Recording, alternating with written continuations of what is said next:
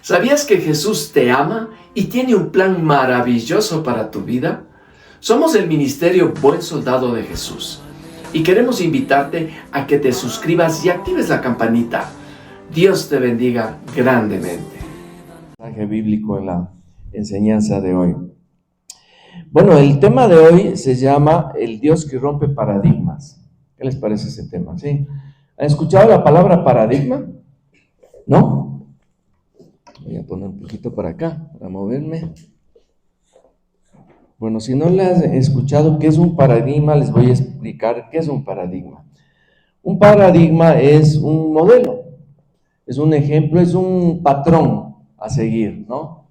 Entonces, que de pronto, para darles un ejemplo, es el paradigma de, tal vez si alguien va a construir algo o a fabricar algo, ya tiene un modelo, una manera de hacerlo, ¿no? Unos pasos a seguir. Y de pronto eso lo traslada de generación en generación, ¿no? Por decir alguien, ¿no? Alguien es carpintero, para escuchar una profesión muy afín en la palabra, ¿no? Él va heredando la manera de hacer un mueble a su hijo, él después a su nieto, a su tataranieto, tienen una manera, ¿no? Entonces de pronto ahí alguien sale y dice, no, yo creo que podríamos hacerlo de otra mejor manera esto, ¿no es cierto? Fabricar este mueble, y eso es romper un paradigma, es romper un modelo o un patrón de que se ha hecho así tradicionalmente. El paradigma también son reglas de pronto estrictas, elaboradas por los hombres, ¿no? Y se ha vuelto una tradición, es ya la manera en que siempre lo hemos hecho algo, ¿no? Y les voy a contar una historia para tenerle más claro cómo es un paradigma, ¿no? Entonces, les voy a contar la historia de los relojes suizos. Los relojes suizos.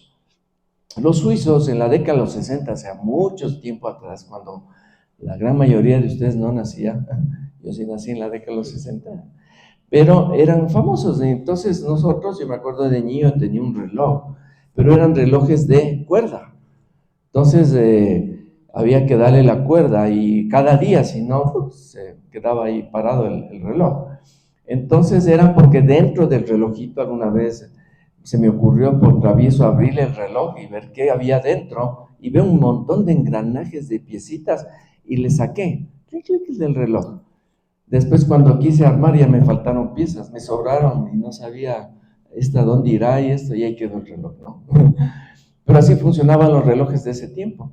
Había después otros relojes que eran los automáticos, que igual tenían engranajes y piezas dentro del reloj, pero con el movimiento de la mano, cuando caminábamos, iban automáticamente dando cuerda, ¿no? Y todavía los he visto que los venden y son cotizados esos relojes, ¿no? Pero resulta que Suiza era el país donde mayormente se fabricaban este tipo de relojes, los relojes de engranajes, ¿no? Y tenía el 90% del mercado bajo su control. O sea, acaparaba, monopolizaba el mercado de relojes en el mundo. Pero resulta que vienen por ahí un par de señores y dicen, no, mira, aquí tengo un nuevo modelo de reloj, ¿no? Un nuevo patrón de reloj, que era el reloj de cuarzo, el reloj con las pilitas, ¿no?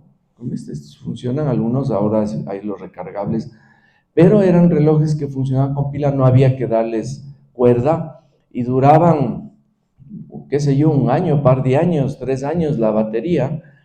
Y los suizos dijeron, no nos gusta ese invento.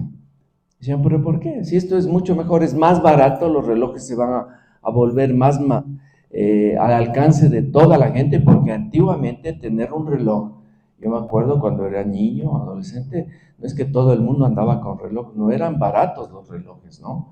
Tenían un costo.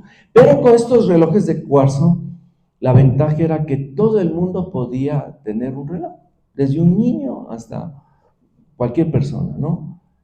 Pero los suizos que dijeron, no nos gusta ese nuevo invento, y lo rechazaron de plano. Entonces estos dos inventores del reloj de cuarzo fueron a una feria en Estados Unidos y vino dos grandes marcas de ese tiempo. La una era japonesa, que hasta ahora existe, que se llama Casio, y otra que era una americana, Texas Instrument, y ellos dijeron qué fantástico este invento, y lo compraron la patente. Y el resto es historia, porque Casio, a lo menos los japoneses, inundaron el planeta de relojes de cuarzo. Y todo el mundo tenía un reloj de cuarzo. Y los suizos, que tenían el 90% de la producción, ¿qué pasó? Fueron a tener solo el 10% después del mercado. Y el 90% lo ganaron los japoneses y los norteamericanos. Lo curioso de esta historia es que quien inventó el reloj de cuarzo no fueron japoneses ni norteamericanos, sino, ¿quién creen que inventó el reloj de cuarzo? Los mismos suizos.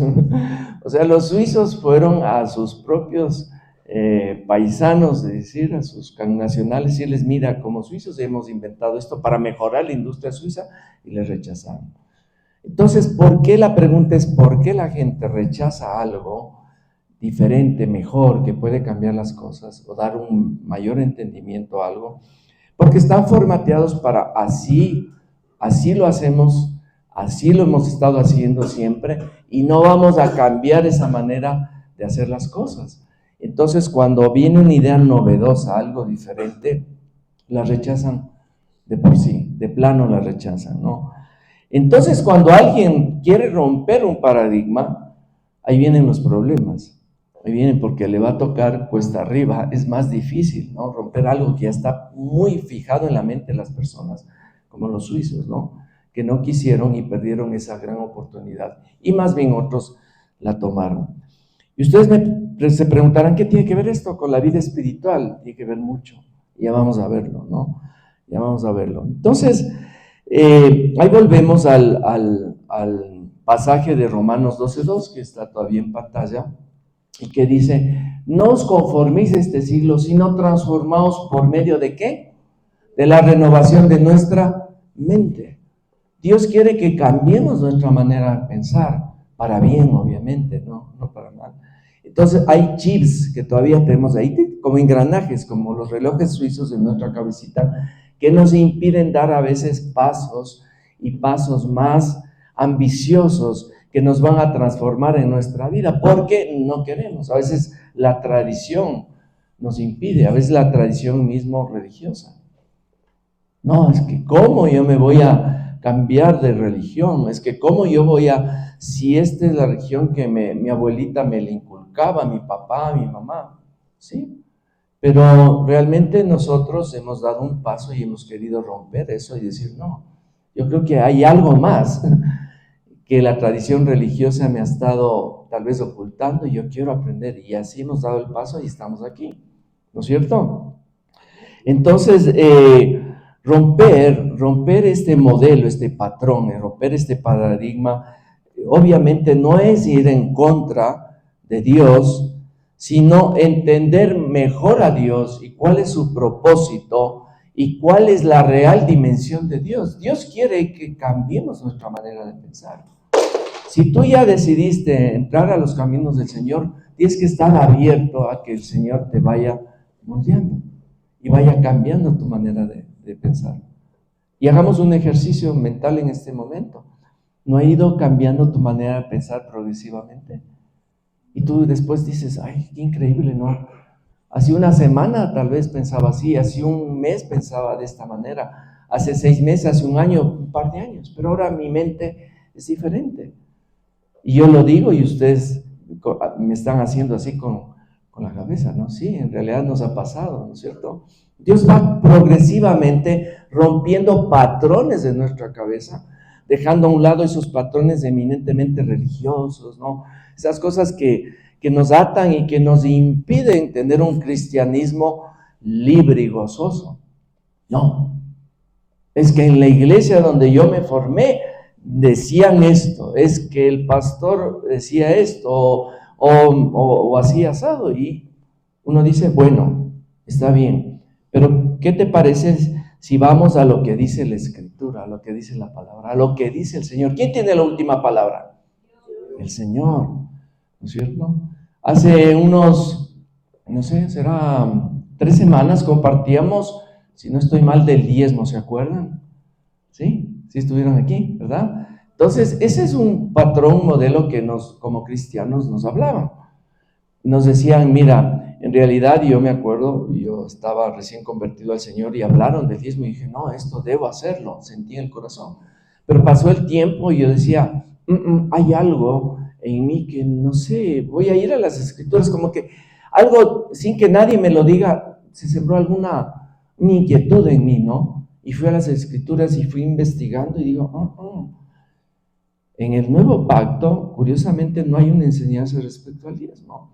Y empecé a estudiar más y eso les compartí en esa enseñanza. Entonces dije, mira, en el nuevo pacto, según el Señor Jesucristo, ya no estamos obligados a dar el diezmo como tal, como nos han enseñado, como se enseñó antiguamente, sino que debemos dar, sí, pero ¿de qué manera ahora? Antes era de una manera, si no diezmas, el devorador te va a pescar, como se dice, ¿no? Y eres maldito, porque dicen maldito. ¿Por qué eres maldito? Porque le has robado a Dios y un montón de cosas. Pero realmente no entendemos que esa parte no aplica en el nuevo pacto. Y Pablo habla y da una enseñanza sobre el diezmo. Y dice que demos esta vez no con temor, no porque nos va a pasar algo, porque vamos a ser malditos, sino porque amamos al Señor y lo damos con un corazón alegre.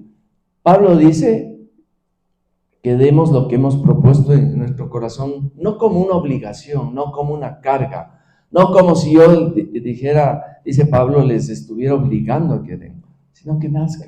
Es diferente, ¿no? Y por eso él tuvo esas críticas de otros contemporáneos de judíos que le criticaban por la libertad que ellos vivían, esa plenitud.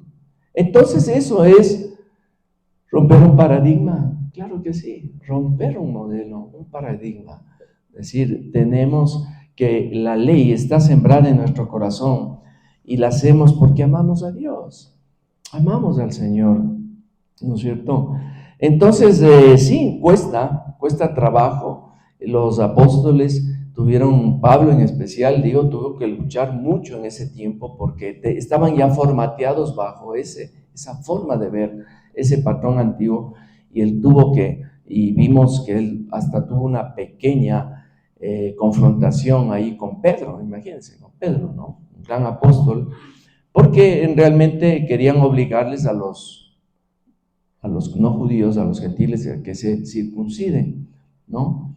Como que la circuncisión era algo así, que sin la circuncisión realmente no estabas consagrado al Señor. Pero Pablo dijo, no, o sea, Dios ya nos ha circuncidado en nuestro corazón, en nuestro espíritu. Pero bueno, esa es la lucha que toca de ir rompiendo estos paradigmas. Y hay otros ejemplos en la historia, ¿no? De gente que en el tiempo de Colón, por ejemplo, estaban posicionado la idea de que la tierra era plana. ¿Se imaginan? La tierra plana, ¿no? Pero Colón dice, no, la tierra es redonda. Y hay curioso, hay gente hoy que hablan que la tierra sigue siendo plana y te sacan unas fotos ahí que es mentira, que es falso eso de que la tierra es redonda. Pero la tierra es redonda, es indiscutible. Y Colón dijo, no, la tierra es redonda. Y por eso es que él dice, vamos a circunvalar y vamos a llegar supuestamente al Asia, ¿no? Circunvalando desde España, porque la tierra es redonda. Pero llegó y se topó con algo en el viaje, y era un nuevo continente para los europeos, ¿no? Que era América. Y así pasó, rompió un modelo. Y también hay otro, el famoso Galileo, ¿no? Galileo dice, no es que todo el universo, no es que el Sol y todos los planetas giran alrededor de la Tierra, como que creían en ese tiempo, sino al revés. Dice, no, o sea, nuestro planeta, la Tierra, gira alrededor del Sol. Dijeron, no, este es un hereje, no, hay que quemarle. Y hicieron un juicio a Galileo. Y él tuvo que, entre comillas, retractarse. Dijo, sí, la Tierra, sí, dice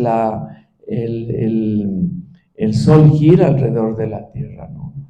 Pero fue obligado, porque si no iba a la hoguera, ¿no? Pero al final, ya para sí, entre dientes, dijo, no, pero es al revés, es la Tierra la que gira alrededor del Sol. Pero es un formato que estuvo por siglos de siglos de siglos o miles de años vigente hasta que vino alguien y rompió ese paradigma, ese modelo. Y vamos a ver algunos otros historias que hablan de cómo Dios es el gran rompedor de paradigmas, cómo Él rompe estos patrones. Y vamos a empezar con Noé y el arca. ¿Se acuerdan de la historia de Noé? El Señor le dice a Noé que construye un arca y no le dice tráete unos 500 obreros para hacer el arca. ¿Con quién nomás construyó el arca Noé? Él y sus tres hijos. Imagínense construir, bueno, se demoró 100 años obviamente, ¿no? Pero construir el arca era una tarea gigante, pero ¿cómo lo pudieron realizar? Por el poder de Dios. Entonces, alguien diría, jaja, vas a construir un transatlántico con tú y tus 3 hijos, se burlarían. Y lo peor, ¿dónde vas a construir ese gran barco? No era a las orillas del mar, era un sitio totalmente alejado del mar. Y la gente se burlaba de Noé. ¿No? ¿Cómo vas a construir un barco aquí en el medio de la ciudad de Quito? Sería una locura, ¿no es cierto? Pero él lo hizo porque Dios tenía un propósito, un plan, iba a romper un paradigma. La otra historia es la de Abraham. ¿Cuál sería? Ya les viene a la mente cuál sería el paradigma que Dios rompió con Abraham. ¿Cuál era? Que Abraham tenía una esposa que era estéril, Sara, y le dijo, tendrás un hijo. Bueno, sí, es un gran milagro, pero lo más increíble es que la Sara no tenía 25 años, ni 30 años, Sara tenía 90 años. Y le dijo, tendrás un hijo. Y Sara se rió, ¿no? Eso dijeron, eso suena imposible. Pero el Señor dice, ¿por qué te ríes, no? Cuando envió los ángeles, ¿no? ¿Por qué te ríes? ¿Hay algo imposible para Dios? No hay nada imposible para Dios. Entonces Dios rompe un paradigma. Y vamos a Romanos 4:17, que dice, como está escrito, habla de Abraham, te he puesto por padre de muchas gentes, ¿no es cierto? Tal vez alguien decía, ¿cómo vas a ser padre de muchas gentes si tu esposa es estéril, no? Pero así fue la promesa del Señor. Delante de Dios, a quien creyó, el cual da vida a los muertos, y esto es muy importante, llama a las cosas que no son como si fuesen, a las cosas que no son como si fuesen. ¿Qué no era Sara? No era fértil, ¿no es cierto? Pero él no le dijo, eres infértil, ¿no? Sino que le dijo, tendrás un hijo. Sara era algo que no era fértil, pero él le dijo, tendrás un hijo. Y así es el Señor. Nosotros nos vemos a veces como que estamos perdidos, no tenemos esperanza, esta enfermedad me va a matar, no sé, tantas cosas, pero el Señor dice a las cosas que no son como si fuesen. Entonces dicen, no, tu esposa te va a dar un hijo y vas a tener una simiente gigantesca. Mira las estrellas, serán como las estrellas del cielo, serán como la arena del mar. Increíble, ¿no? ¿No les parece entonces que Dios es un rompedor de paradigmas? El viernes estábamos viendo una película cristiana de la vida real. Es de una niña, ¿qué edad tendría? Tal vez unos 10 años. Es una niña que de un momento a otro se le inflama el estomaguito y tiene un problema en el estómago y la mamá se desespera y va buscando de médico en médico hasta que llega a la eminencia, al médico más importante de los Estados Unidos en ese campo. Y veo que han visto la película, y si no la han visto, pues ya ahí después les decimos qué tipo de película es para el título, para que ustedes la vean. Es de la vida real. Y la mamá se desesperaba, pues, ¿qué le pasa a mi hija? ¿Qué le pasa? Y hasta que el médico dice, mire, este es un caso incurable. Es un problema que no funcionan los intestinos del sistema digestivo de la niña. Y realmente lo que podemos es paliar un poco para mejorar su calidad de vida con una nueva medicina que está en proceso de uso, pero hay efectos secundarios, como siempre en todas las medicinas, ¿no? Te curan de una cosa, pero te acaban por otro lado. Pero bueno, ella dijo, ya, yo creo que ya estarle sacrificando tanto a mi hija con tanto médico y tanta medicina, vamos a la casa y esperar que pase lo inevitable, que era que la niña fallezca, ¿no? Pero en todo caso, viva ya su último tiempo en paz. Pero si no fuera poco, la niña sube a un árbol con su hermana, un árbol viejo, ¿no? Grande, y suben, qué lindo, a los tiempos, dice, voy a escalar de nuevo un árbol, ¿no? Qué lindo. Y por que el árbol empieza a sonar, que la rama se empieza a quebrar. Y la hermana dice, lánzate más allá para que no te caigas, y se lanza y había un hueco, el árbol era hueco, y cae la niña, ¿cuántos metros? 10 metros, imagínense. O sea, qué terrible, ¿no? Está con una enfermedad de muerte y encima se cae 10 metros dentro de un árbol. Wow, yo diría, pero Señor, ¿por qué? ¿Por qué tanta prueba, no? Pero bueno, vienen los bomberos y todo el caso. Ya les estoy contando la película. Ya no la vean. Entonces resulta que vienen los bomberos y horas y le sacan a la niña. Van al hospital y el médico sale, dice, este es un caso inédito. O sea, la niña en una caída así de cabeza, imagínense, fracturaba el cráneo, el cuello, la columna y se moría, o si no quedaba inválida. Dice, pero no tiene ningún hueso fracturado, todo está intacto, pequeño rasponcillo por ahí. Dice, nunca he visto en mis 20 años o 25 años de médico, no he visto un caso así. Qué impresionante. La niña está perfecta, se despertó, está muy bien, y la niña fue. Y la mamá un día le ve así jugando, corriendo por el jardín, así. Dice que, o sea, no se percató porque la niña no podía hacer eso, ¿no? Estaba muy enferma.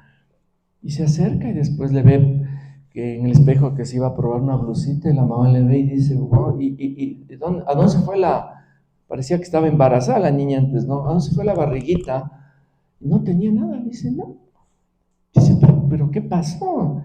Dice, no, dice, es que cuando el Señor me dijo que me iba a sanar, que no me preocupara. Dice, ¿pero cuándo te dijo eso? Dice, cuando estuve en el árbol. Pues estaba inconsciente. ¿Cómo que? No, dice, yo salí, me vi mi cuerpo ahí y había una mariposa, dice, una mariposa de luz, y le toqué y ¡plum! Y ella se trasladó ¿a dónde? Al paraíso, donde estaba el Señor. Se veía hermoso en la película, la vida real a ser más maravilloso, ¿no? Lleno de flores y eso, y ella deambulaba y estaba feliz. Y el Señor le dijo que tenía que regresar, había que cumplir, ¿qué? Un propósito, una misión. Y llegó, y sana. ¿Qué te parece eso? ¿La ciencia qué dice? ¿Cuál es el paradigma de la ciencia? El médico más grande en ese campo en los Estados Unidos, que para hacer una cita con él, 9 meses, un año, para una cita. Pero Dios tocó el corazón de alguna manera a través de un asistente que él tenía para que le den la cita a la señora, pero tenía un propósito más allá, también con el médico, porque esta eminencia que la ciencia lo puede todo, dijo, realmente le llevó los resultados, dijo, no hay explicación, y él mismo se quedó sorprendido. Y cuando ella estaba en el hospital, conoció a otra niñita que estaba de muerte, con un cáncer, pero le habló de Dios y le dijo, mira, si mueres, o sea, no hay que tener miedo a la muerte, porque irás ¿dónde? Con el Señor. Y esa niña murió y el papá era agnóstico o era ateo. Bueno, el ateo es el que dice Dios no existe, el agnóstico es el que dice probablemente Dios exista. No digo que no ni que sí, es el que está en la mitad, ¿no? Es el que ver para creer, es el agnóstico. Y el papá estaba en ese grupo.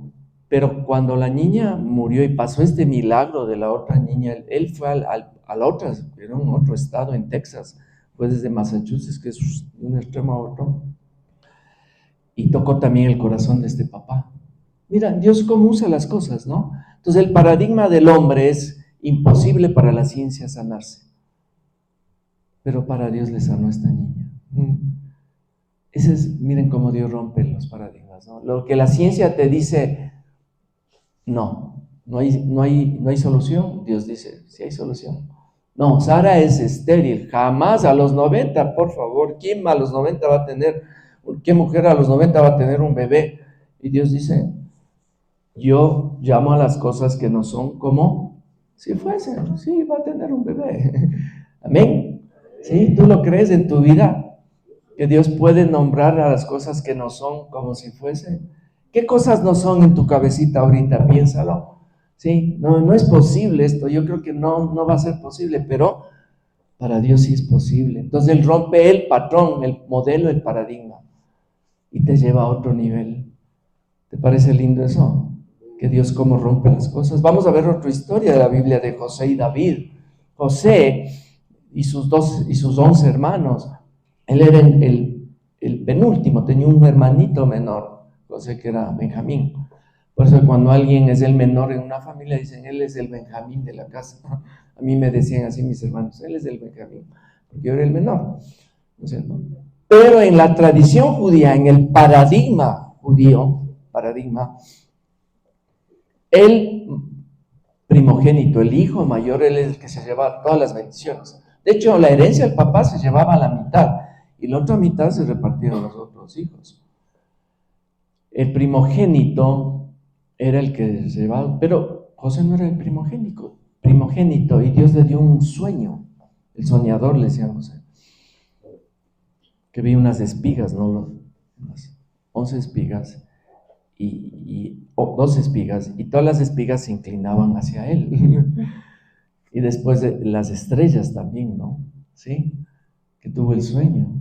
Y la interpretación era que los hermanos se inclinarían ante él. Y los hermanos se enervaron cuando les dio eso.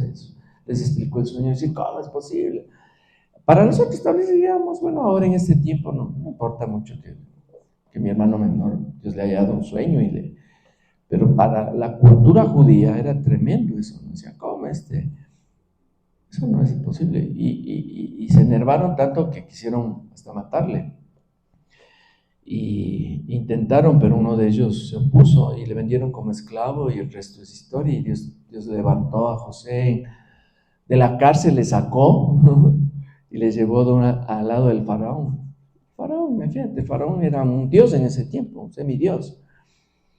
Y José estuvo al lado de él y le interpretó el sueño del faraón, de las vacas flacas y las vacas gordas. Y le dijo, vendrá un tiempo de escasez, de bonanza primero y después de escasez. Entonces hagamos algo. Dijo, cuando venga la bonanza, guardemos los granos en silos y en bodegas y todo eso, y tendremos un respaldo para cuando vengan las vacas flacas, ¿no? Y dicen que José es el primer economista del mundo, de la historia, y dio algo sencillo, pero ¿quién le dio eso? El Señor. Pero él rompió el paradigma de que un judío que no era un hebreo, que no era egipcio, estuviera delante del faraón y el faraón le da el anillo y le dice, después de mí, o sea, es José, él es la máxima autoridad después de mí. Imagínense, rompió el paradigma el Señor, ¿o no? Y después los hermanos vinieron y toda la historia que ustedes saben y se inclinaron ante él. Se cumplió el sueño de José. Y después ahí prosperaron en Egipto los hebreos hasta que vino otro faraón y les esclavizó y vino Moisés, ¿no? Ajá. Y Moisés es otro personaje que rompe el paradigma. Él le dice al Señor, no me envíes a mí, yo tengo un problema, no puedo hablar muy bien, no sé, dicen que tal vez tartamudeaba, no sabemos. Pero el Señor dijo, no, tú tienes que ir. Pero es que, no, tú, anda, vamos. Y fue él. Rompe el paradigma. A veces la gente dice, no, Señor, no sé, ¿será que yo pueda con esto? Me acuerdo cuando un pastor en la iglesia dijo, ven Osvaldo y Margarita, ¿sabes qué? Quisiéramos que ustedes se preparen para líderes del curso de matrimonios y entren al liderazgo de Verbo. Y yo dije, chusa, será, pues yo no estoy mucho tiempo. Y yo me puse a pensar, me sentí honrado, pero después ya a solas con mi esposa dije, no sé, ¿será que podemos? Porque yo no conozco mucho y sí me asustó un poquito al inicio, ¿no? Pero el Señor me dijo, no, vamos, tú puedes. Y a mi esposa y fuimos y fue maravilloso. Cuando el Señor te llama a servir, nunca lo pienses dos veces, hazlo. definitivamente. El Señor dice, tú lo puedes hacer, vamos, vas a ver que lo puedes hacer. El pastor Grandes la otra semana, el otro domingo habló de Josías, ¿se acuerdan? Josías es un rey que, según, si podemos, a Segunda de Reyes 23-25, dice, no hubo otro rey antes de él que se convirtiese a Jehová, dice, de todo su corazón. No hubo un rey antes de él que se convirtiese a Jehová de todo su corazón, de toda su alma y de todas sus fuerzas, conforme a toda la ley de Moisés, ni después de él nació otro igual. Siempre tenemos la imagen de David, ¿no? David, el más grande rey de Israel, pero Josías dice que no hubo antes de él alguien que se convirtiese de todo corazón al Señor, ni después de él nació otro igual. Y Josías fue rey. ¿Saben a qué edad el Señor le puso por rey? A los 8 años. Un niño. ¿Cómo un niño va a ser rey? Pero el Señor rompe paradigmas, ¿o no? Y Josías fue aquí dice que no hubo otro más antes ni después de él.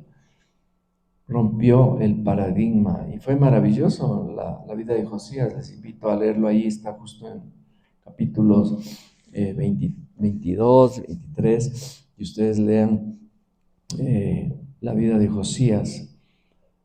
Tremendo rey de Israel, porque unos empezaban bien y después terminaban mal, se dedicaban a la idolatría.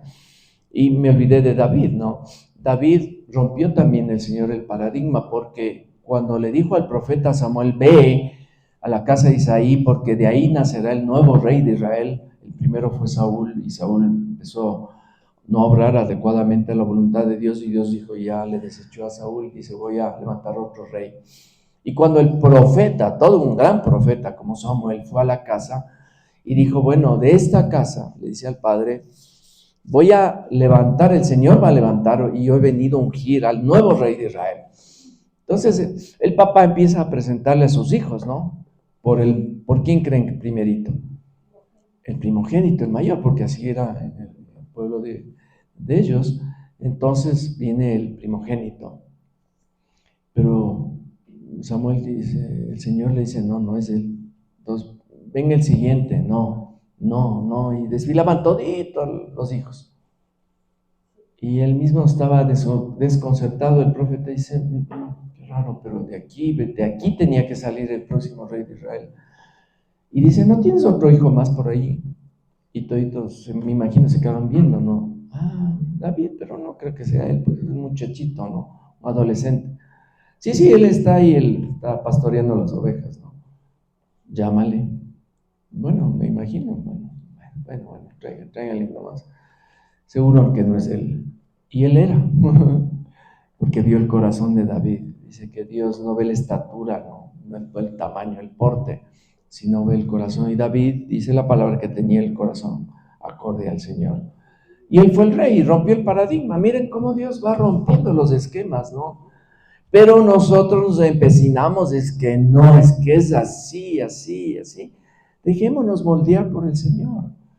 Dejemos a un lado algunos aspectos religiosos que nos impiden cambiar, ¿no? Y ahí vino los apóstoles, y los apóstoles fueron unos grandes rompedores en que el Señor rompió los paradigmas, porque eran el uno recaudador de impuestos. ¿Cuál era? Mateo, mal visto en el pueblo de los judíos. Decían, no, nos sangra porque recauda los impuestos para darles a nuestros esclavizantes, que eran los romanos, ¿no? Pero el Señor les llamaba a Mateo, le dijo, ven, sígueme, ¿no? De ahí a los otros. ¿Quiénes eran los otros? Sacó de las universidades de Harvard, de Yale, los otros apóstoles, no, de la San Francisco, no, le sacó del pueblo, eran del pueblo, dice, eran del vulgo, y eran pescadores, ¿no? Ay, Pedro, su hermano, todos ellos, ¿no? Rompió los esquemas. Con Pablo mismo. Pablo era un perseguidor de los cristianos, les mandaba matar, imagínense. Pero el Señor dijo, va a ser una herramienta impresionante. Y fue una maravilla del apóstol, ¿no? Pablo, que escribió la mayoría de los libros del Nuevo Testamento, imagínense. el Señor le escogió, rompió el molde, ¿ven? Rompió el patrón y le escogió a Pablo. Y el mayor ejemplo de romper un paradigma es toda la historia escoge a Jesucristo, porque los judíos esperaban un Mesías. ¿Cómo? ¿Cómo era el Mesías que ellos esperaban? Tipo Moisés, poderoso, que decía, ahí los romanos tienen las horas contadas y le daba la cuenta regresiva a los romanos y les voy a destruir 9, 8, 7 y no va a quedar ni un romano, pero no. Él dijo, hay que amar al enemigo. Y los judíos, ¿cómo qué es eso si esto nos esclaviza? No. Y el Señor rompió el paradigma. Segundo, nació en una ciudad pequeñita, ¿no? Aquí es como nació, no, sin menospreciar, pero nació como, no sé, Chunchi, en Pujilí, no sé, una ciudad chiquita. ¿Cómo va a ser el Mesías? ¿No es cierto? Porque había ese discrimen de dónde naces, de dónde naces, así eres, no. Dijo, no. Se crió en Nazaret, una ciudad que no tenía mucha fama. Qué bueno puede salir de Nazaret, decían los judíos. Qué bueno. Segundo, no era gerente de empresa el Señor Jesucristo ni nada, él era carpintero. Dice, este no es el hijo del carpintero. Le menospreciaban. Y él iba con la gente, los pecadores, los desechados en el tiempo los judíos, y iba a comer en sus casas. Decían, este come con los pecadores, con estos, con los recaudadores de impuestos, con las prostitutas, ¿no? Y le acusaban y decían, este no es el que bebe vino, el bebedor de vino. Porque el Señor tomaba vino. La gente dice, no, el Señor. Algunos cristianos religiosos dicen, no, el Señor Jesucristo no tomaba vino. ¿Dónde sales? Si en las bodas de Caná lo que hizo, el milagro hizo jugo de vino. Hizo Gatorade. No fue vino. Fue vino, el vino es vino. Eso tomaron y dijeron, bueno, ha dejado el mejor vino para el final, no como hacen normalmente, es vino. Toma vino. Sino que el problema no está en el vino, no está en el abuso del vino. Pero la gente piensa así de una manera religiosa. Y el Señor Jesucristo, miren, le traen a una mujer adúltera que la ley decía que había que apedrearle. ¿Y qué hizo el Señor? A ver, el que esté libre de pecado lance la primera piedra. Y toditos que estaban con la piedra así, empezaron a botar al suelo. ¿Y quiénes votaron primero? Los más viejitos. Se entendería que uno, a medida que pasan los años, tiene que volverse más santo, más sabio, más íntegro, pero ahí demostró que era al revés, ¿no? Un cambio impresionante. Y después se quedó él solo con la mujer adúltera. Y él dijo, ¿dónde están los que te acusan? No había ni uno, ya se fueron todos. Entonces, yo tampoco te acuso, pero, ahí viene el pero, ¿qué le dijo? Ve y no peques más. O sea, el Señor, el mensaje de él es, mira, tú eres pecador, yo te perdono, porque yo te puedo perdonar, pero ve, empieza una nueva vida. Hagas lo que hayas hecho, lo que sea, pero yo te perdono, te limpio, si tú quieres, si tú te arrepientes. Y le dijo, ve y no peques más. Rompió uno el paradigma. Porque ¿cuál era el paradigma? Apedrearle y matarle. ¿Han visto en el Islam ahora? Les apedrean, les matan a las personas, a las mujeres son tremendamente oprimidas, ¿no? Pero las señoritas que son muy afines al movimiento de la liberación femenina, dicen, no, es que defienden a los países islámicos cuando fueran allá y con ese discurso, a ver lo que les pasa. A ver si ahí se topan con el verdadero paradigma que ellos aparentemente quieren romper. Y bueno, es así. Hemos ido entendiendo cómo Dios quiere que cambiemos nuestra manera de pensar, nuestra manera de ser. No nos conformemos a este tiempo así de serlos, sino que cambiemos. Ese es un cambio acorde a ¿qué? A esto, no un cambio loco, como algunos están predicando unos cambios. Estoy rompiendo paradigmas, pero lo que están rompiendo es la palabra. No, yo no estoy hablando de eso. Lo que estoy diciendo es que rompamos paradigmas, pero acorde a lo que dice la palabra del Señor. Amén. Y otro paradigma es que entendamos la palabra. ¿Y cómo podemos entender algo? Les pregunto. ¿Cómo puedes entender algo y cambiarlo si no lo conoces? Hay una frase que dice que no puedes cambiar algo que no conoces. ¿Cómo puedo yo hablar del que nosotros no estamos regidos para el diezmo? Si no conozco, tengo que profundizar en la palabra. Ya dimos una enseñanza respecto a eso y en otras romperemos algunos otros paradigmas religiosos que nos dicen, ¿no? Es que a veces la tradición es una camisa de fuerza, ¿verdad? Es que les impide, y eso viene por siglos atrás, siglos de siglos. Entonces uno escucha algo que dice un pastor y es muy renombrado o algo y lo da por hecho. Y el pastor te dice, mi hermano, el Señor dijo, ayúdate, que yo te ayudaré. Y uno sí va y después va a predicar eso. El Señor dice que ayúdate, yo te ayudaré. El Señor dice que Él ama al pecador, pero detesta el pecado. Y yo decía eso, yo predicaba eso también, porque le había escuchado de un pastor o en varios pastores. Después me entero que no estaba en ninguna parte de la Biblia. Que esa frase, que Dios ama al pecador, pero detesta el pecado, es de Mahatma Gandhi, un hinduista que cree en la religión hindú, ni siquiera cristiano. Bueno, hubiera sido cristiano, pero no. Pero le repetimos. ¿Por qué? Por falta de conocimiento. Ayúdate que yo te ayudaré, así dice la palabra. Y repetimos. Y no está en ninguna parte. La palabra es una frase popular. Alguien la inventó, no sé quién. Es así, no sé quién. Pero tenemos que conocer la palabra, porque si le van entendiendo, nos vamos arrastrando de cosas, de tradiciones, y nos aferramos a esas como una bandera de lucha. No, ¿cómo yo voy a dejar de cambiar esa manera de pensar? Porque así me dijo el pastor Juanito, el pastor Pedrito, o yo le digo, no, vayan, yo les digo, por ejemplo, lo que compartimos aquí, les hemos dicho varias veces, investiguen ustedes mismos. Yo no soy un pastor que digo que yo tengo la verdad. Vayan, lean, y me digan, Osvaldo, en verdad lo que tú dijiste, o mira aquí, tal vez te equivocaste, somos humanos, pero vayan ustedes. Yo decía simias de alumnos de la universidad, vayan, lo que yo les estoy diciendo, no la crean a rajatabla, vayan e investiguen, contrasten la información, ¿no es cierto? Dios rompe paradigmas, quiere que tengamos un conocimiento más profundo de la palabra, más real sería lo acertado, un conocimiento real de la palabra, no por lo que nos la tradición. Y yo les digo, me he topado, hay cosas que vienen desde siglos,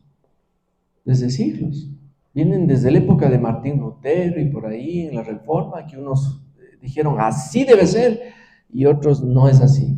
Por ejemplo, la salvación se pierde o no se pierde. Unos dicen que se pierde, otros que no se pierde. ¿Qué dice la Biblia? Que no se pierde. Pero nos empantanamos en eso, pero hay que investigar, hay que conocer. Otro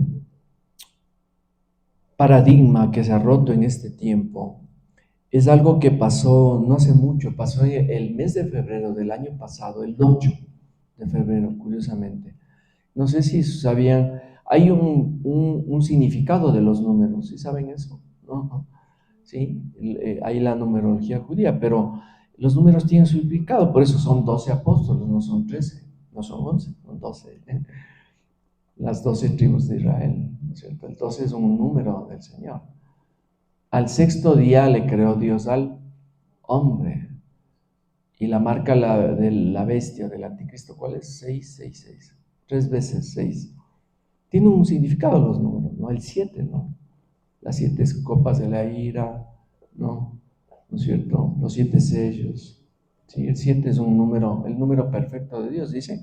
Y el 8, si ustedes no saben, el 8 es el número de Jesucristo que le identifica al Señor Jesús. El 8 de febrero del año 2023, en una universidad, no de las grandes, una universidad cristiano evangélica del estado de Kentucky, en la ciudad de Wilmore, tenían un culto normal, los cultos, reuniones, estaban 19 chicos ahí, estudiantes, jóvenes, chicos muy jóvenes, y el pastor empezó, no, el pastor era, bueno, el que de los miembros de la universidad empezó a dar la charla y habló sobre el arrepentimiento y el perdón y el amor. Y al final de la charla pasó algo que era inaudito. Era como estar así en un grupo pequeño y ¡blum! El espíritu empieza a descender y estos chicos empiezan a consternar y viene un mover y empiezan a orar, a clamar, y lo que iba a durar tal vez una hora, un poco más, empiezan horas, y después vienen otros viendo lo que pasaba, qué pasará con me imagino, los alumnos que no vienen a clases y empiezan a ir y empiezan a entrar en ese coliseo y vienen más y más, y la presencia de Dios, la presencia de su espíritu se empieza a hacer masiva y más chicos, y las horas, y no solo las horas, los días empiezan a pasar. Fue un derramamiento del Señor maravilloso, y pasó algo que hubo milagros ahí, milagros de sanidades, milagros de liberación de las drogas, de la pornografía, un montón de cosas, pero sobre todo un espíritu de arrepentimiento. Estos chicos cayeron a los pies del Señor y dijeron: Señor, perdóname por mi vida, y llegó un punto en que cerraron el coliseo porque se regó, y tuvimos la noticia aquí en el Ecuador, de este avivamiento de Asbury, y llegó la noticia a todo el mundo, y de hecho empezaron a viajar de otros países, y desde Estados Unidos no solamente, sino de otros países, queriendo entrar a ese coliseo, y no les permitieron porque dijeron no había cupo tampoco, y dejaron entrar solo a personas que tengan menos de 25 años, porque era un mover que Dios había escogido para los jóvenes, curiosamente. Pero fuera de los predios de la universidad y del coliseo, no es un coliseo como tal, no, era como un auditorio, se empezó a llenar, y caravanas, y se colapsó esa pequeña ciudad de Kentucky. El mover del Señor. ¿Qué quiso hacer el Señor con Asbury? Rompió un paradigma, por supuesto que sí. Vamos a ver un video, les vamos a proyectar. Voy a cerrar aquí la cortina para verlo mejor. Es un video cortito, ¿sí? Vamos a verlo.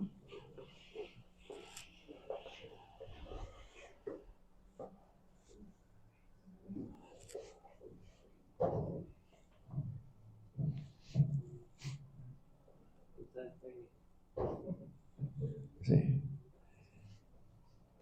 Hay que romper el paradigma que lo técnico se puede resolver.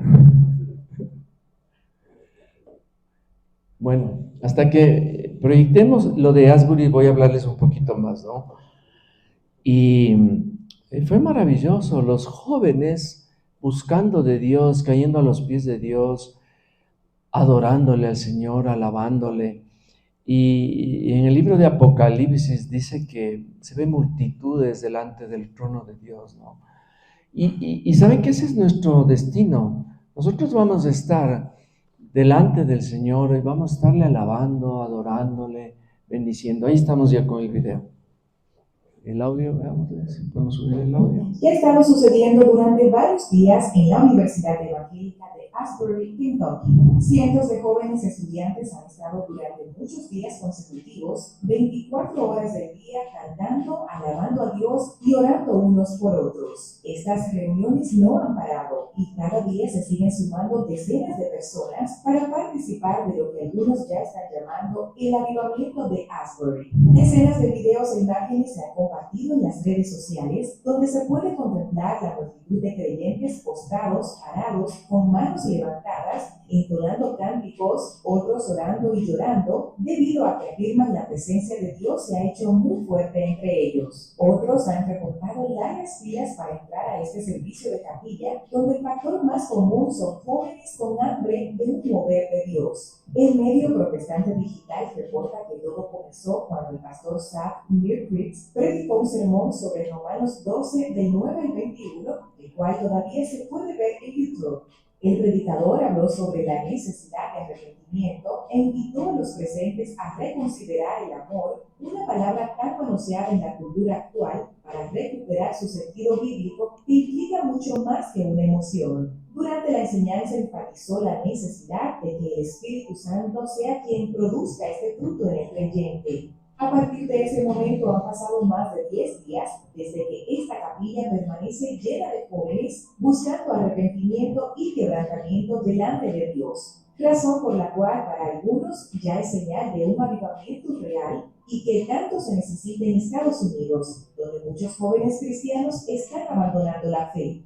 Sin embargo, como es ya natural en estos tiempos, en las redes sociales, algunos han reaccionado a favor, otros en contra y otros con cautela. Y otros destacaron lo que consideran algunos elementos particulares de este llamado avivamiento. Llama la atención que en este avivamiento que se está dando en Asbury no está una super banda tocando, no está un teclado creando ambiente de adoración, no hay banderistas ni banderas, no está un gran predicador, solo es gente sincera buscando a Dios. En tanto, una de las jóvenes que ha estado presente en el lugar dijo lo siguiente: he estado en el auditorio Hughes durante casi 12 horas. Me rodean compañeros, profesores, líderes de iglesias locales y estudiantes de seminario, todos ellos orando, adorando y alabando a Dios juntos, reportó la estudiante. Lo cierto es que si bien debemos actuar siempre con discernimiento ante estos movimientos, esto no quita la realidad de que ya han pasado muchos días y esta capilla sigue abierta recibiendo decenas de jóvenes estudiantes con hambre de recibir una transformación de Dios. Amén. Bueno, eso es mover en Asbury. ¿Lo conocían? ¿Habían escuchado? ¿No? Bueno, fue, como les digo, en 8 de febrero del 2023, duró 10 días. 10 días ahí la gente, tal vez algunos sin comer, que quedaron ahí conectados, pero eran chicos jóvenes, muchachos jóvenes. Y algo que Dios rompió en este evento es que primero, bueno, fue un mover de arrepentimiento, porque como dice ahí quien lo oculta el video, la sociedad norteamericana, los jóvenes se han apartado mucho de Dios. El país cristiano por excelencia dejó de ser el país cristiano por excelencia. Yo creo que Dios utilizó esta pequeña capilla en esta universidad para revivir un fuego, un mover del Espíritu en la juventud. Y eso es lo que estamos viendo, Dios está tocando a los jóvenes. Yo me sorprende, o sea, veo ahora es el tiempo de los jóvenes. Antes los jóvenes no querían de buscar del Señor, estaban preocupados más bien en sus cosas, en sus fiestas, en sus intereses, pero ahora está habiendo un mover de Dios hacia los jóvenes, y por eso es que nuestra iglesia, nuestro buen soldado de Jesús, tiene muchos jóvenes, ¿no? La otra semana que estuvimos están jóvenes aquí, más jóvenes, y eso es un mover que Dios está tocando a la juventud en este tiempo. Por eso es que hubo este llamado, dijeron, no, más de 25 no pueden entrar, porque querían este grupo de más jovencitos que se conecten con el Señor. Pero ¿cuál fue el propósito de este mover? Que ellos después vayan replicando esto en más sitios. Y en realidad yo estaba investigando, y la gente de los chicos estos de Asbury ahora están yendo a otras ciudades, a otros sitios. Se convirtieron en un grupo y que se está difundiendo en otras partes. Y de hecho llegaron, como les decía, de otros países. Estaba viendo la historia de un joven chileno que vendió su carro para pagarse el pasaje e ir a Asbury. Llegaron de Australia, de Europa, de otros países. Y es por un propósito. Dios creó y cerró las puertas, porque muchos famosos predicadores de Estados Unidos quisieron colarse ahí. Dijeron, no, yo voy a ir porque soy el famoso pastor. Dijeron, no, nada de famosos. Como decía yo un tweet, no, aquí es algo mover natural de Dios. Nadie se va a llevar el crédito de esto, para que digan, no, yo llegué a Asbury y miren lo que pasó. No, porque Dios rompe así el paradigma. No necesita de grandes pastores para hacer grandes cosas. No necesita de los grandes teleevangelistas que tienen tal vez 1 millón de personas en su congregación. Y la pregunta que nos hacíamos, justo estaba conversando con el pastor Grandes, yo le digo, nuestra iglesia es pequeña, dice, no, de eso no se trata, decía él, sino trata de la presencia del Señor en sus vidas. Y cuando él se despidió de aquí, me dijo, qué linda la iglesia de ustedes, qué hermosa. Y me dice, siento la presencia del Señor. Y me dijo, miren, qué lindo que al final se den un abrazo. Dijo, qué lindo, no he visto yo. Dice, todas las iglesias se acaba el culto y se van toditos. Ustedes se abrazan, están ahí en comunión. Qué bonito. ¿Cómo nació eso del abrazo? En nuestra iglesia de hogar hace muchos años, ¿no? Jaimito, que está con nosotros tantos años, ¿se acuerda? Señor, nosotros que al final del culto oremos y de la reunión y nos demos un abrazo. Y era típico. Entonces, después ya cuando mi hermano tuvo ya su grupo de iglesia familiar, yo estaba ahí compartiendo y terminamos y bueno, no, yo le digo, no, ñaño, hay que darnos el abrazo. Y nos dimos el abrazo. Y se ha convertido, ese es nuestro ADN, para nosotros es natural, pero para el pastor le pareció algo diferente. Rompimos el paradigma, sí, porque dice, no, qué lindo la calidez que se siente aquí. Pero eso es del Señor. Estos eran unos muchachos estudiantes, Dios les usó poderosamente.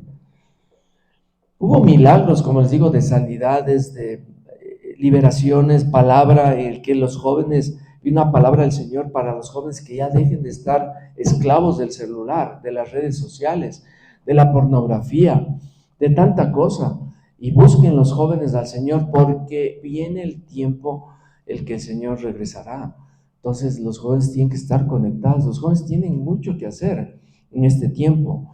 Y ese fue yo creo que el espíritu, el ADN de lo que pasó en Asbury, y de ahí replicar hacia otros jóvenes alrededor de Estados Unidos y del mundo. Y miren Dios cómo obran. Dios, a veces no necesitamos de ir al más prestigioso seminario internacional o algo y para que el Señor obre. El Señor dice que no necesitamos que nadie, primera de Juan 2:27, dice, pero la unción que vosotros recibisteis de Él permanece en vosotros y no tenéis necesidad de que nadie os enseñe, así como la unción misma os enseña todas las cosas y es verdadera y no es mentira, según ella os ha enseñado, permaneced en Él. La unción, ¿qué es la unción? La unción es el poder del Espíritu Santo. Eso significa unción, el poder de lo alto. Y la unción del Espíritu, cuando tú aceptaste al Señor Jesucristo, el Espíritu Santo entró en ti. Hay un pasito más, ¿no? Que en otra hablaremos, si ustedes todavía no lo han vivido, es el bautismo del Espíritu Santo. Ese es el poder de lo alto que llega y empiezas a hablar en lenguas y todo eso, ¿no? Pero tenemos el Espíritu, y el Espíritu dice que no necesitamos que nadie nos enseñe. No tenéis, dice, necesidad de que nadie os enseñe, así como la unción misma os enseña todas las cosas. Estos muchachos eran muchachitos, no estuvieron realmente tal vez con una preparación muy grande, pero el Señor les usó y les tocó y avivó el fuego ahí en Asbury. Y fue el arrepentimiento. Ese fue la parte medular de este mover, que la gente se arrepintió y pidió perdón al Señor y dio un compromiso de empezar una nueva vida, así junto al Señor, muy tomado en la mano. Miren, para ir terminando, y esto de romper paradigmas, le escuchaba a un pastor que comentaba que vino alguien y le dijo, mire pastor, yo quiero que usted me diga qué canciones nomás tocan aquí en su iglesia, dígame usted qué marca de micrófonos tiene en su ministerio, qué marca de pedestales, todos detalles así, ¿no? Hasta quería él saber hasta cómo él se viste, y él decía, pero ¿por qué me preguntas todo eso? No, es que yo quiero replicar igualito como hace usted en otra iglesia. Y él le dijo, no, estás equivocado. O sea, el Señor aquí me ha mostrado ciertas características, pero no es eso. O sea, no tenemos por qué estar copiando tanto. En el mundo normal, hay una herramienta que se llama el benchmarking, si ustedes han oído, que se llama copiar y mejorar. Pero en la iglesia no, la iglesia es lo que el Señor quiere hacer. ¿Sí? Estos chicos de Asbury se reunieron, estaban en una reunión normal y el Señor cambió todo, rompió el paradigma. Entonces no es el hecho de copiar, si tenemos que irnos a tal lado, que tenemos que irnos a tal parte o alguna cosa así. La gente que viajó a Asbury fue para sentir el mover el Espíritu, porque no había nada que copiar, ¿no? Era un mover, simplemente sentir, llenarse del Espíritu Santo. Pero no es que uno dice, no, vamos a hacer el mismo mover de Asbury aquí en Quito y vamos a lograrlo. Eso es voluntad de Dios. No puedes recrear lo de Asbury en otro lado, por más que lo que te propongas. Es lo que el Señor quiere hacer en su momento y donde Él quiere hacerlo, pero así funciona la mente del hombre, así es la forma como está su chip en su cabeza, ¿no? Copiar y copiar y copiar. No, dejemos. Hay iglesias que empezaron a copiar modelos de otros países, yo fui testigo, y fueron fatal porque dividieron a las iglesias, ¿no? El famoso G12, ¿de acuerdo? Copiaron y trajeron, las iglesias se empezaron a dividir. Dejen que el Señor cree. El Señor es creativo, es único. Nosotros tenemos un ADN, nos ha puesto a nosotros, pero no estamos vendiendo el modelo a otras iglesias. No, es nuestro modelo. Así el Señor nos ha puesto, así somos. No sé, la otra iglesia tiene otro modelo, perfecto. Nosotros es lo que el Señor ha puesto en nosotros, cómo llevar nuestros cultos, cómo es el gobierno de nuestra iglesia, ¿no? Otro paradigma que el Señor rompe es que la iglesia más grande es la más bendecida. No es así, ¿no es cierto? Puedes tener una iglesia de 100,000 personas. ¿Cuántos están realmente caminando con el Señor? No sé. Tal vez 50,000, no sé, 20,000 o 1,000. No es ese el modelo. El modelo es lo que el Señor pone y no es eso, como dicen, la persona más próspera es la que tiene más dinero. Eso es un sinónimo de prosperidad. Eso no es de acuerdo a los hombres, de acuerdo a Dios no. Si tú tienes un hogar, amas a tu familia te ama y caminan en el Señor, eso es una persona y un hogar exitoso, así de sencillo. No es el dinero que tienes, no es el carro que manejes, no es la cuenta que tienes, no. Amén, amén. Yo me acuerdo igual de un pastor que me decía, oye, en un grupo que yo tenía una iglesia hogar, me decía, oye, mira, qué buen carro el que maneja, era alguien de nuestra iglesia hogar. Yo, para que le traigas a nuestro grupo, o sea, un grupo mayor. Le decía, ¿pero por qué? No, es que muy buen carro. Y levantaban así por el título y eso, ¿te das cuenta? Eso no me gustó a mí. Dije, no, eso no está bien, no es así como funciona Dios, no es por la marca de carro que usas, sino por el corazón. Por eso, como David le escogió, no por la estatura, sino por lo que había en el corazón de él. Bueno,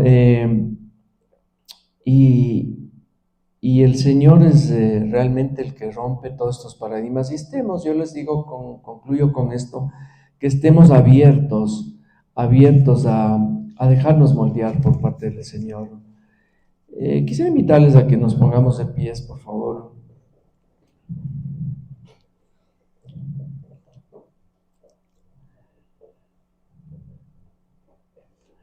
¿Saben lo que el Señor quiere de nosotros? Es que tengamos hambre de Cristo. Eso es todo, hambre del Señor. ¿Sí? Él no está mirando tu apellido, tu color de piel, tu estrato social, dónde naciste, ¿sí? ¿Cuántos títulos tienes? ¿Cuánto dinero tienes? ¿Cuánto abolengo tienes? Eso no es importante para Dios. ¿Qué es importante para Dios? Dice en el libro de Apocalipsis, capítulo 22, 17. Apocalipsis 22, 17. Esto es importante para Dios. Dice, y el espíritu y la esposa dicen, ven. Y el que oye, diga, ven. Y el que tiene sed, venga, dice. Y el que quiera, tome del agua de la vida gratuitamente.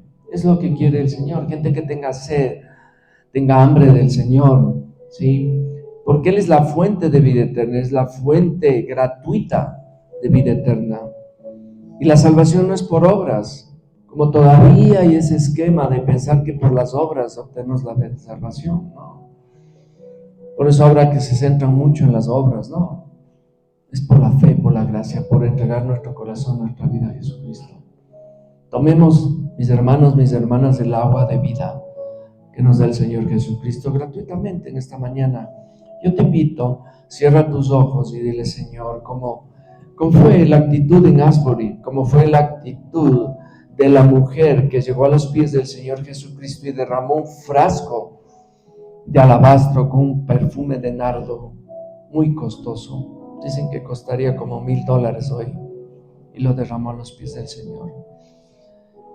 Y lloró a sus pies y con sus lágrimas lavó sus pies, porque la tradición judía era que cuando llegues a la casa del anfitrión, él se lave los pies del invitado, pero nadie le lavó los pies al Señor.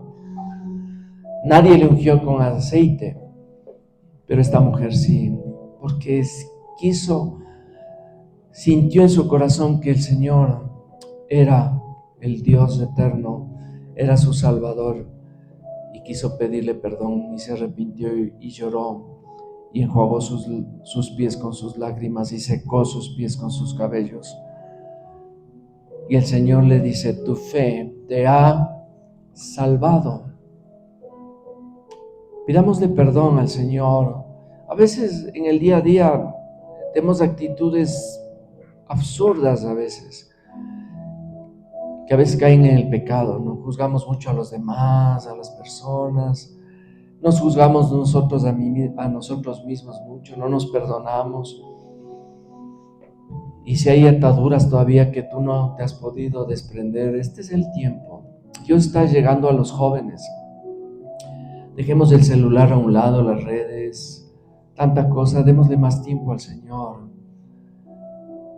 Si hay algo que es un pecado, que lo hemos tenido guardado, pidámosle perdón al Señor esta mañana. Ser libres, Él nos quiere libres de todo, de drogas, alcohol, de idolatría. Quiere que estemos libres de temores, de todo,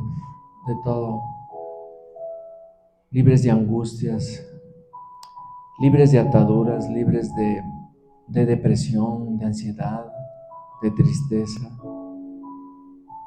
El Señor en esta mañana te dice: no te preocupes. Igual, no esté preocupado mi hermano, mi hermana, tanto por el dinero.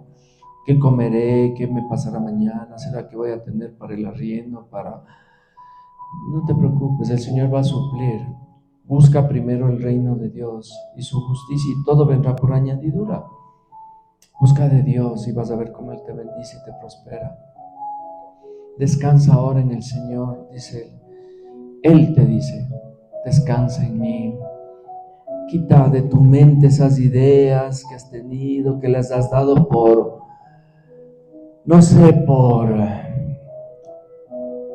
verdades absolutas. No, deja que el Señor te enseñe, que Él te ministre, que Él te sirva, cambie tu forma de pensar. Y vas a ver que cuando el Señor transforme tu mente, tus pensamientos, tu ser interior, vas a ver que muchas cosas, vas a ver la vida de otra manera. Descansa en Él. Todos tenemos problemas, unos más que otros, pero esta mañana el Señor dice: dame tus cargas. Quítate esa mochila, estás llevando la mochila, te estás haciendo daño en la espalda. Quítate esa mochila, ese peso que llevas, dámelo a mí, yo voy a llevar eso. Tú descansa, solo acompáñame en este caminar, dame tu mano, vamos a caminar juntos. Vamos a caminar juntos. Toda enfermedad ahora se va. Ten fe, confía en el Señor, se lleva tu enfermedad, tu dolencia, tu dolor de espalda, de los brazos, los músculos, las piernas, tu dolor del cuello, de la cabeza, tu diabetes, tu colesterol, tu tiroides, todo sana el Señor. Él limpia tu cuerpo y te da paz, te da esperanza. Gracias, Señor. Gracias, Padre bendito. Y que el Espíritu Santo sea un compañero permanente en nuestras vidas. Vamos a abrirle las puertas del Espíritu Santo para tener más comunión con Él todos los días. Qué lindo es estar en la presencia del Señor, de rodillas, orándole, clamándole, adorándole. Los minutos y las horas pasan y los días, como en Asbury. Nunca nos vamos a cansar, pero dale tiempo al Espíritu Santo. Dejemos a un lado las cosas de la carne y démosle tiempo al Espíritu del Señor. Alza tus manos en este momento. Yo te invito y dile: Señor, recibo de ti, recibo de la unción del Espíritu Santo. Lléname esta tarde, llena este lugar, llena mi vida. Límpiame de todo mal. Quiero sentir esa llenura. A los jóvenes en especial les pido, digan esto al Señor: Señor, soy joven y en esta edad quiero buscar más de ti, quiero llenarme de ti, que me indiques tus caminos, me indiques tus caminos. Oh bendito Dios, oh bendito Espíritu Santo, reciba de Él. Deje que Él se mueva en tu corazón. Él transforma tu vida. Él se lleva tu dolor, tu angustia, tu pasado, y te perdona y te limpia. Oh bendito Señor, gracias te damos, Dios. Aleluya, gloria al Señor. Dale un aplauso al Señor. Gracias, Señor. Espero que este video haya sido de gran bendición para tu vida. Te invito a que nos sigas en nuestras redes sociales y que nos escribas al siguiente correo electrónico. Y si vives en Quito, Ecuador, visítanos en esta dirección. Tenemos todos los domingos a las 11 de la mañana nuestro culto. Que Dios te bendiga grandemente.